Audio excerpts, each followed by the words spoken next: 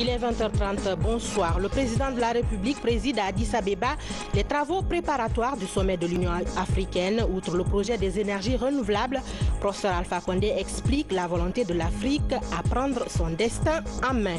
Également dans ce journal, le débarquement hier à Conakry des 150 palettes des bulletins de vote et des procès-verbaux commandés par la CENI. Le matériel est arrivé à Conakry à bord d'un cargo en provenance de l'Afrique du Sud.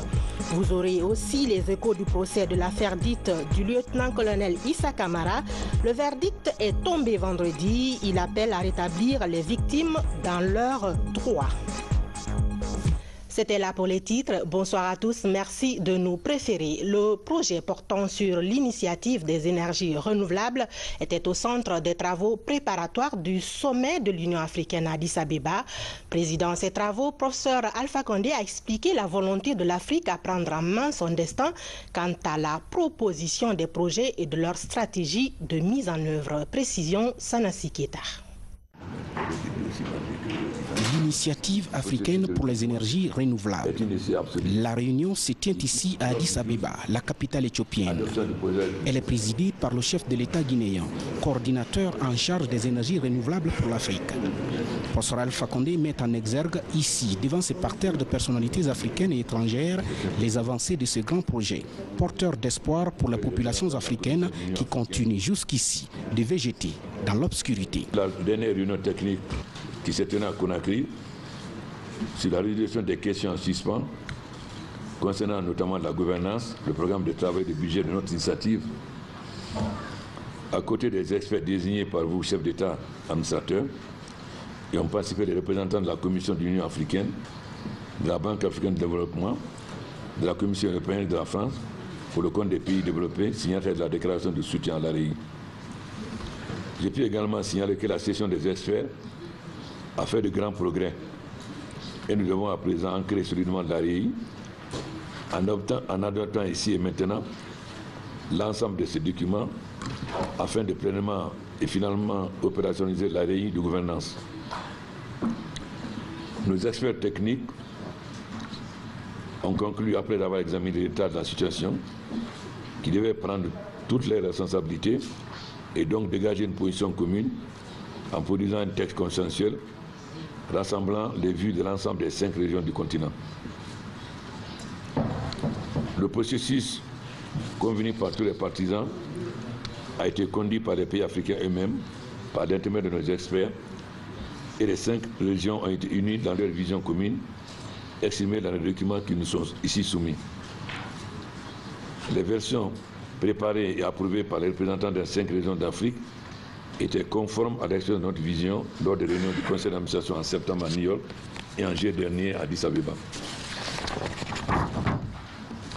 Lors de la réunion présidente du conseil à New York, j'avais précisé que les retards dans la conclusion des questions de gouvernance n'étaient plus acceptables et que lors de notre prochaine réunion, il convenait de prendre des décisions finales. Grâce au travail de nos experts, nous avons maintenant l'opportunité de jeter des bases plus solides pour l'AREI et l'avenir du continent dans le domaine des énergies renouvelables. Évidemment, tout n'est pas parfait et nous devons continuer à intégrer les conseils et recommandations des institutions africaines et de nos partenaires afin de mettre en place une dynamique véritablement intégrée, un partenariat solide et durable où les pays africains définissent leurs besoins, leurs priorités, la meilleure manière de les prendre en charge et le tout en bonne intelligence avec l'ensemble des parties prenantes. L'ordre du jour que je soumets à votre considération doit nous permettre de prendre des décisions nécessaires à une mise en route rapide et définitive de la REI. C'est pourquoi je vous propose 3 résultats suivants à atteindre pour nos réunions d'aujourd'hui. 1.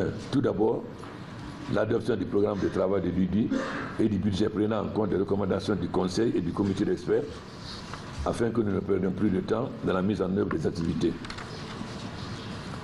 Ensuite, deuxièmement, la finalisation de la gouvernance de l'AREI et son adoption finale. Il nous faudra évidemment en particulier les modalités de participation à la prise de décision. L'AREI a besoin d'un cadre d'instrument clair et durable.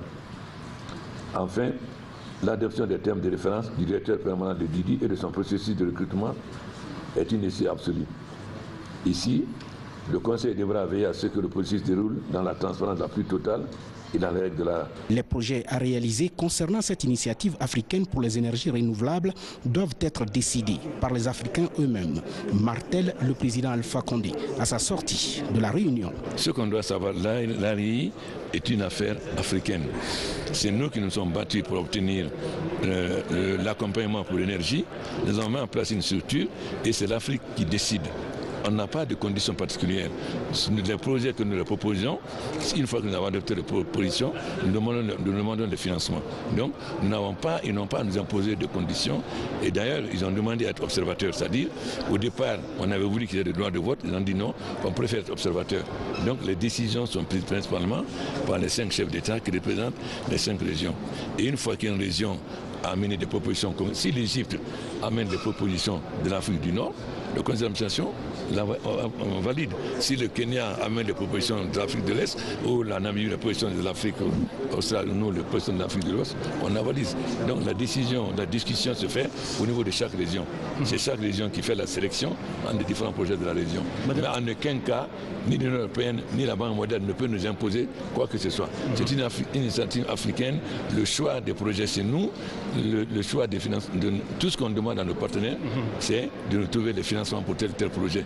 Tant ce qui est de l'aide que ce qui est crédit concessionnel. D'abord, il y a un problème important, c'est la gouvernance. Et nous allons décider cela, la gouvernance, nous allons décider au prochain conseil d'administration. Et nous avons que la gouvernance, nous avons maintenant les critères de fonctionnement de l'ARI. Tout ce qui nous reste maintenant, c'est de trouver des financements. Puisqu'on aura adopté définitivement la gouvernance. Nous allons lancer appel à la candidature on prend un cabinet spécialisé dans le recrutement, on lance appel à la candidature. Et ce cabinet propose 15 noms aux experts que chacun des chefs d'État a désignés avec la base de l'Union africaine. Et je suis à la base de cela, propose 3 noms au conseil d'administration qui prendra définitivement le choix du directeur. En ce moment-là, la gouvernance a été mise en place. Donc, il reste maintenant à nous battre pour trouver le financement pour chacun des projets. Voilà comme c'est. Donc, en aucun cas, ni la Banque mondiale, ni l'Union européenne, ni qui que ce soit ne peut nous imposer quoi que ce soit. Une fois que nous avons sélectionné les projets, nous nous battons pour avoir des financements. Le coordinateur en charge pour les énergies renouvelables en Afrique garde ainsi l'espoir de voir les partenaires au développement de l'Afrique mettre rapidement les moyens financiers à la disposition du continent pour réaliser cet ambitieux projet africain à la satisfaction des 700 millions d'Africains privés aujourd'hui d'énergie. On reste à Addis Abeba où le président de la République s'est aussi entretenu avec le Premier ministre éthiopien. Les échanges ont porté sur le renforcement des relations entre la Guinée et l'Éthiopie. Une occasion saisie par les deux personnalités pour aborder de nouvelles perspectives de coopération entre leurs deux pays et plusieurs secteurs socio-économiques sont ciblés. Sanassi Keita. Le président de la République échange avec le Premier ministre éthiopien. Les entretiens entre Professeur Alpha Condé et Haïlé Mariam Desalegn gravitent autour du renforcement des relations d'amitié et de coopération. Le domaine agricole a été surtout privilégié dans cet entretien qui a duré plus de 40 minutes. L'Éthiopie, comme je l'ai dit souvent, est un pays qui est très bien géré. Et nous, Africains, ne devons pas avoir honte de prendre l'exemple de des pays qui sont bien gérés pour bénéficier de leur expérience. Ensuite, nous voulons beaucoup développer nos relations bilatérales. Le Premier ministre a fait le plaisir de nous rendre visite. Il est resté 3 jours en Guinée. Et nous avons décidé de développer la coopération bilatérale. Donc moi aussi, je vais venir en visite officielle en Éthiopie. Mais nous voulons aussi que ça soit une coopération gagnant-gagnant. L'Éthiopie nous accompagne dans des produits agricoles qui produisent bien. Nous aussi, on va les accompagner dans les produits agricoles qui produisent bien pour que nos pays bénéficient de l'expérience de l'autre, c'est-à-dire que nous renforçons nos richesses. L'agriculture éthiopienne nous accompagne, l'agriculture guinéenne accompagne l'Éthiopie et dans beaucoup d'autres secteurs. Nous voulons donc vraiment renforcer nos relations avec l'Éthiopie. Du temps du DERG, je venais souvent ici. Haïlé Fida, Daniel Tadesse, Daniel Gessese étaient mes amis depuis le mouvement étudiant. Nous avons travaillé ensemble. Donc je venais les voir et j'ai été très désolé lorsqu'ils ont été massacrés par le DERG. Donc ça aussi, ça me rattache à l'Éthiopie. Le président de la République promet ainsi les jours à venir d'effectuer une visite officielle ici en Éthiopie. L'objectif étant surtout de redynamiser l'axe de coopération Conakry-Addis Abeba. Les réformes institutionnelles, des sujets importants à l'Union africaine, et cela depuis 1 an et demi. L'organisation panafricaine s'investit par exemple à rationaliser son champ d'action, à réajuster ses institutions, mais aussi à favoriser son autofinancement à travers une taxe de 0,2% sur les importations éligibles non soumises aux règles de l'Organisation mondiale du commerce. Et c'est là tout l'enjeu de ce 30e sommet de l'Union africaine. Mohamed Lamine Solano depuis Addis Abeba. Ce n'est pas nouveau à l'Union africaine, mais la question des réformes suscite toujours de nombreux commentaires chez les diplomates de l'organisation. Le sujet se présente comme le chantier majeur de l'instance continentale depuis près de 2 ans. À Addis Abeba, l'examen des réformes est depuis 3 jours le sujet principal des rencontres des ministres des Affaires étrangères du continent. Les enjeux sont interpellants. Il y a au moins 1500 décisions de l'Union, mais qui n'ont jamais été appliquées. Donc il faut qu'on trouve des mécanismes pour s'assurer que toutes ces décisions sont effectivement appliquées et aussi qu'on se réfère au droit chaque fois qu'il y a un problème. Une grande partie du budget de l'Union est fournie par des partenaires étrangers. Donc notre président, le professeur Alpha Condé, a plaidé pour qu'on mette tous les moyens à la disposition avec nos fonds propres pour le fonctionnement non seulement de l'organisation, mais aussi pour financer à hauteur de 25% les opérations de maintien de la paix en Afrique. Depuis près de 2 ans, l'institution manifeste une volonté de limiter ses champs d'intervention à 3 domaines. Paix, sécurité, intégration du continent et enfin, faire entendre la voix de l'Afrique dans le monde. Un exercice auquel s'est employé le président Alpha Condé, réputé pour son panafricanisme et dont le franc-parler séduit le continent. Le président de l'Union africaine, son Excellence professeur Alpha Condé, a donné une forte impulsion à ce processus. Il a apporté durant sa présidence beaucoup d'améliorations au mode d'action de l'Union africaine. Il a donné plus de crédibilité à cette action, il a donné plus de visibilité à cette action. La voix de l'Afrique est maintenant plus écoutée.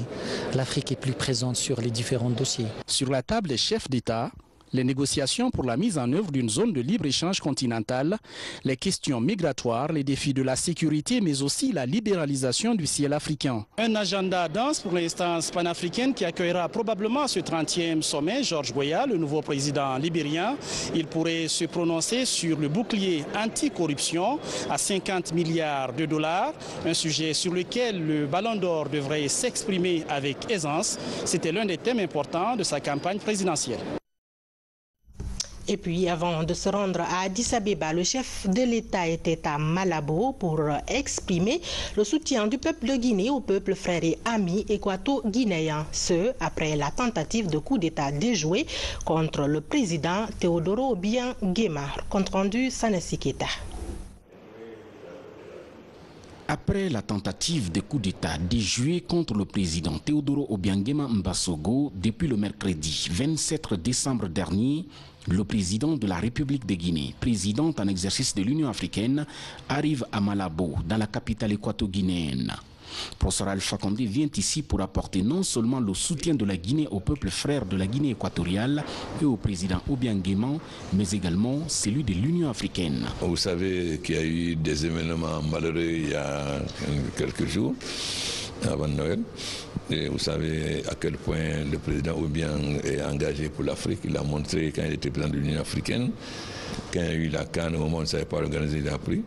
Donc il est extrêmement important qu'en tant que président guinéen, mais surtout en tant que président de l'Union africaine, je viens lui apporter le soutien total de l'Union africaine, qui sent que l'Union africaine est à ses côtés et que nous ne pouvons plus accepter que des mercenaires puissent déstabiliser nos pays. Il était extrêmement important que le peuple de Guinée équatoriale sache que l'Union africaine est totalement derrière notre frère. À même aussi faire appel à tous les pays, parce que la libre circulation des biens et des hommes est une nécessité. mais nous devons prendre quand même des mesures pour que cela n'entraîne pas la possibilité de déstabilisation. Donc mon voyage était surtout pour venir affirmer ce soutien total, qui cherche que nous sommes tout en train de derrière lui et que nous allons l'aider dans les enquêtes et faire en sorte que de tels événements ne puissent plus se réunir et apporter tout notre soutien, notre solidarité au gouvernement et surtout au peuple de Guinée équatoriale. Voilà la raison de mon arrivée.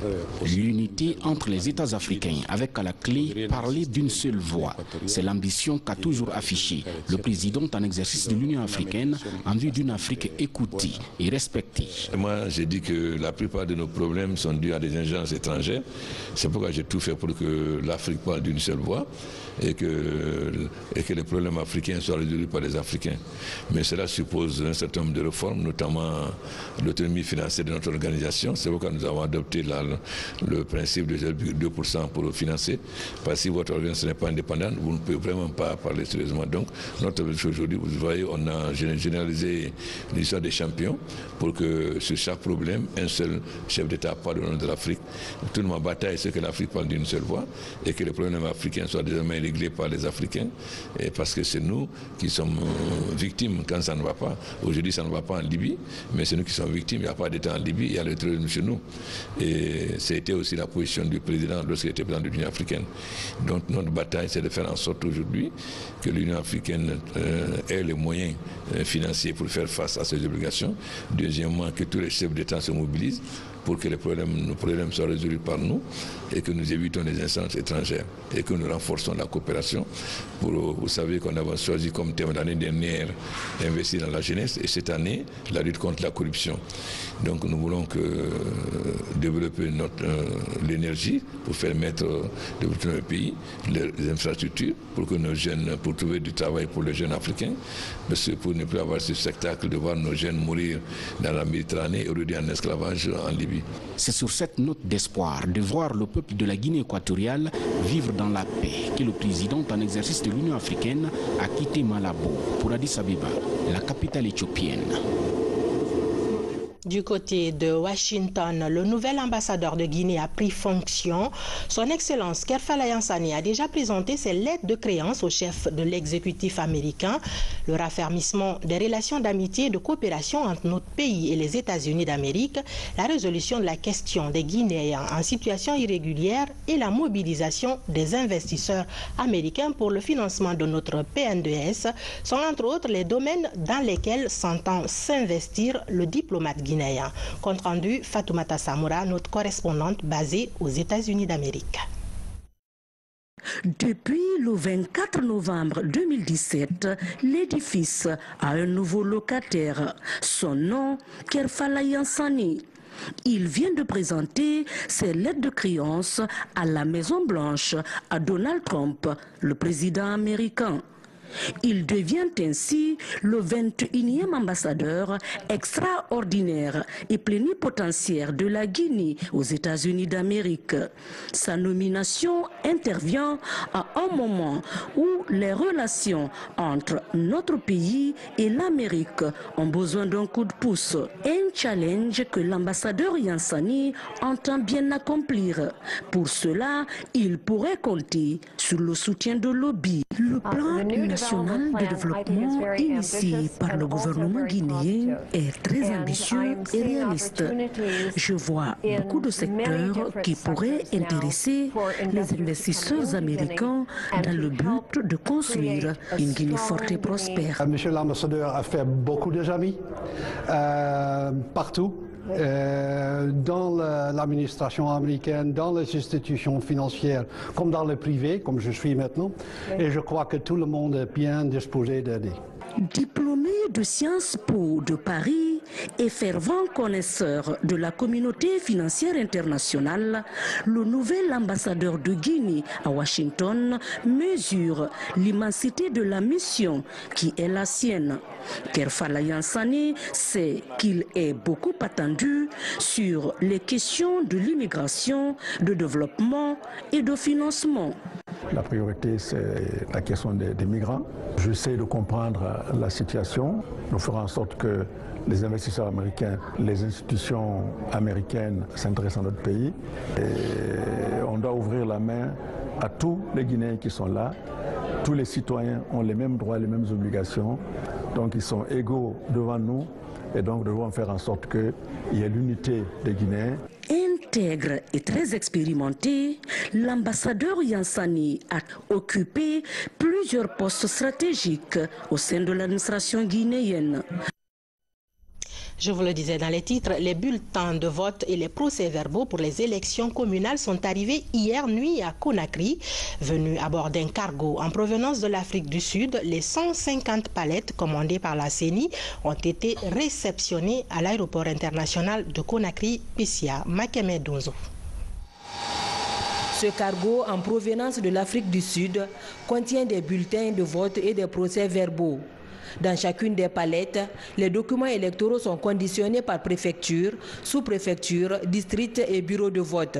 Ce genre de classement va faciliter la distribution de ces documents dans les 342 circonscriptions électorales du pays. Nous sommes sûrs que le travail que nous avons fait commence à porter des résultats et que de plus en plus les nuages s'écartent du CAT. Et nous n'avons jamais douté. Nous avons réalisé sur le plan technique et scientifique un certain nombre d'activités qui, aujourd'hui, nous donnent entièrement satisfaction. Pour bien acheminer ces documents aux différents lieux indiqués, la Commission électorale nationale indépendante a pris toutes les dispositions. Mais les démembrements seront outillés financièrement pour que ce mécanisme d'acheminement puisse se poursuivre. Nous, à notre niveau, au niveau central, nous avons déjà positionné des véhicules, les véhicules qui vont embarquer ces bulletins-là. Demain dimanche, le second cargo va atterrir à l'aéroport international Conakry-Bessia avec le reste des documents électoraux destinés aux préfectures les plus proches de la capitale. Ce qu'il faut également noter, c'est que dès 8 h ce matin, les camions transportant ce matériel de vote ont bougé pour l'intérieur du pays et les préfectures les plus éloignées seront les premières à être approvisionnées. La rubrique La Guinée en bref vous amène ce soir à Dubreka, Bofa, Pita et Sigiri, des préfectures où les ministres parrains continuent leur entretien avec les populations à la base. Les questions de paix, d'unité et de cohésion sont celles abordées au nom du chef de l'État. Mais ils expliquent surtout ce que le plan national de développement économique et social peut apporter au développement communautaire. Suivez. Pour des élections communales apaisées, la ministre de l'Action sociale prêche la paix et l'unité nationale dans le Tabounssou. Adja Maria Massila confère avec les citoyens de 7 collectivités de Dubreka. Après la commune urbaine, elle s'est rendue successivement à Falesade, Tondon, Badi, Ouassou, Horira et Tanene. Nous venons de recevoir par Sartam un écran géant pour la jeunesse de Tondon. Alors là, ils sont en train de brancher près de 20 ménages qui vont suivre aussi, n'est-ce pas, les événements à travers le monde, qui vont sortir de l'obscurantisme. Tous ces acquis, accompagnés du barrage de Kalita, soit petit, vraiment, Tondon aujourd'hui n'a rien à envier, n'est-ce pas, au monde. C'est une population enthousiaste qui accueille le ministre de la Communication à Bofa. Toutes les couches socio-professionnelles se sont mobilisées pour réserver un accueil chaleureux aux parrains de la préfecture. Rachid Ndiaye est venu expliquer aux populations les acquis de la gouvernance Alpha Condé depuis son arrivée au pouvoir en 2010. C'était important pour mettre à la disposition du public un certain nombre de faits qui ne sont pas toujours mis en avant en termes de réalisation sur le plan économique et social. En même temps, échanger avec les uns et les autres sur les perspectives, sur tout ce que la population attend donc du gouvernement en termes de proximité, en termes de vécu quotidien. Et il est important de prendre en compte toutes ces considérations-là afin d'imaginer de manière concertée avec les acteurs locaux la manière de gérer tous les projets. La sous-préfecture de Ninguilandé est la première étape de la tournée du ministre de l'Industrie dans la préfecture de Pita. Dans cette localité, Boubacar Bari explique à la population l'impact du programme national de développement économique et social. À Kourou, l'émissaire du chef de l'État transmet les messages de paix, d'unité et de cohésion sociale pour des élections apaisées. Dans les localités de Timbitouni et de Timbi-Madina, le ministre s'est réjoui du climat de paix qui règne entre les populations. Une satisfaction par rapport à l'engouement et à la mobilisation des populations. Et puis, toucher du doigt les réalisations qui ont été faites suite aux promesses que le président de la République avait adressées aux populations, faire le point de la réalisation de ces projets et envisager la mise en route de reste des engagements que le gouvernement a pris auprès des populations. Et surtout l'échange franc qu'il y a avec eux. Donc on pense que c'est ça l'esprit du changement que le président prône. Et dans cet échange-là, nous arrivons à identifier les besoins réels des populations et les intégrer dans les différents programmes de développement des différentes préfectures et régions du pays.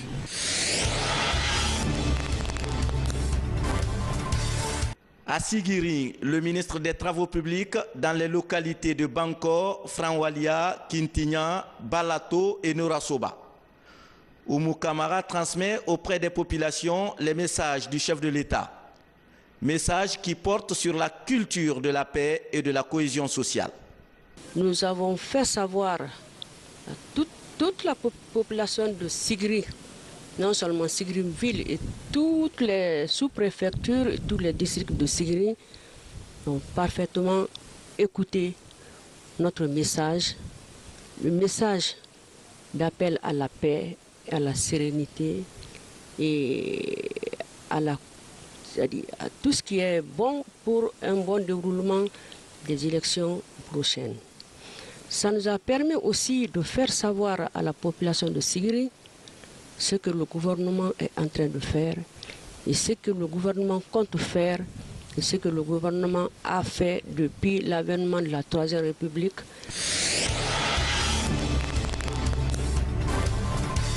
Le ministre parrain de Beila explique aux populations la portée de l'offensive diplomatique du professeur Alpha Condé en termes de mobilisation de fonds. Une offensive qui a permis au gouvernement de concevoir le programme de développement national économique et social. Déjà, 41 milliards de dollars sont obtenus des partenaires au développement pour le financement des projets sociaux de base. Alors ça, c'est déjà un atout. Ça veut dire que réellement notre professeur est en train de faire avancer ces pays-là. Et l'économie de ces pays aussi est en train de changer.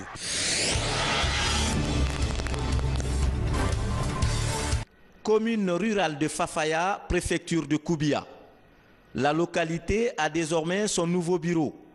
Un bâtiment construit par les collectivités locales à hauteur de 76 millions de francs guinéens. C'est le ministre du Tourisme qui inaugure le bureau à l'occasion de sa tournée de sensibilisation dans la préfecture de Koubia. L'infrastructure compte 4 salles et une terrasse. C'est une bonne chose que les collectivités se prennent en charge. C'est justement ce que veut le président professeur Alpha Condé. C'est ce qui a fait qu'on a transféré 32 compétences au niveau des collectivités locales. L'appel, c'est les encourager, c'est l'appel à l'unité, c'est l'appel à la prise en compte de tout ce que chacun et l'autre font, parce que chacun peut un peu. C'est par un accueil triomphal que l'enfant prodige du pays Thomas fait son retour au Bercail. Ici, Oyegui Lavogui inaugure le lycée de 8 salles de classe qu'il a construites dans la sous-préfecture de Balisia. L'école est dotée d'un centre informatique, d'une bibliothèque et d'un bloc administratif. Elle porte le nom du chef de l'État, professeur Alpha Condé. C'était quand même une obligation pour nous d'apporter quelque chose à nos communautés. Et puisque l'enseignement quand même est le pilier du développement, voir nos enfants, nos fils partir au champ après avoir atteint le lycée, quand même c'était déjà une honte pour nous. Donc je suis très très fier aujourd'hui de voir cette infrastructure réalisée et d'être inaugurée.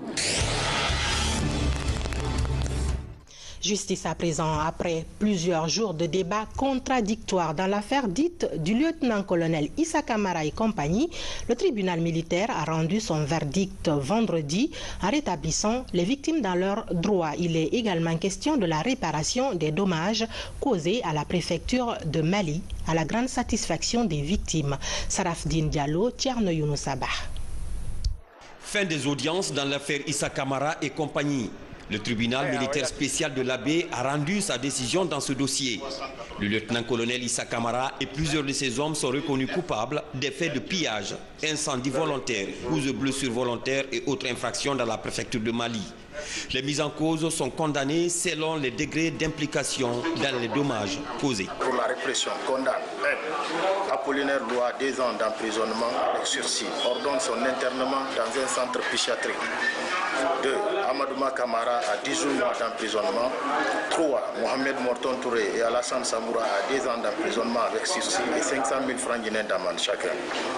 4. Lieutenant-colonel Issa Camara à 6 mois d'emprisonnement avec sursis et 1 million de francs guinéens d'amende. 5. Marcel Haba, Famako Kamara, Foromo Wolemo, Lansana Kamara, Benoît Collier, Koumapé Nyanga Collier, François Théa, Joseph Haba, Fassoudé Zobelemo, Alphonse Koulemo, Sori Kamara, Mamadou Sitabari, Alfred Monemo, Elie Marcel Loua, Joël Kamara, Mathieu Noumeri Touré, Nestor Ifono et Paul Kamara à 5 ans de réclusion criminelle, dont 3 ans assortis de sursis, décerne mandat de dépôt contre eux à l'audience. Les faits remontent à plus d'1 année dans la préfecture de Mali. L'aboutissement de la procédure a permis de rétablir les victimes dans leurs droits. Y faisant droit, condamne solidairement lieutenant-colonel Issa Camara, Marcel Haba, Famako Kamara, Foromo Olemo, Lansana Kamara, Benoît Collier, Koumapé Nyanga Collier, François Théa, Joseph Haba, Fassoudé Zobelemo, Alphonse Koulemo, Apollinaire Loua, Sori Kamara, Mamad Sitabari, Alfred Moulemo, Elie Marcel Loua, Joseph Kamara, Mathieu Noumeri Touré, Nestor Ifono et Paul Kamara au paiement de 2 milliards de francs guinéens aux partis civils pour toute cause de préjudice confondu. Au terme de plusieurs jours de débats contradictoires, les témoignages ont démontré l'innocence de Pogba Soropogi, qui était aussi poursuivi dans la même affaire. C'est la fin de ce journal. Merci de l'avoir suivi. Bonsoir chez vous.